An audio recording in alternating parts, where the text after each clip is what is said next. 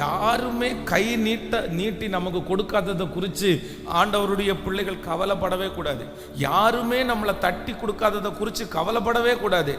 ஏன் அப்படின்னு சொன்னா, அவங்க செய்ய வேண்டாம், நமக்காக கர்த்தர் செய்கிறதற்கு வல்லவர். கர்த்தர் எனக்காக யாவையும், சத்தத்தை உயர்த்தி, கர்த்தர் எனக்காக யாவையும்.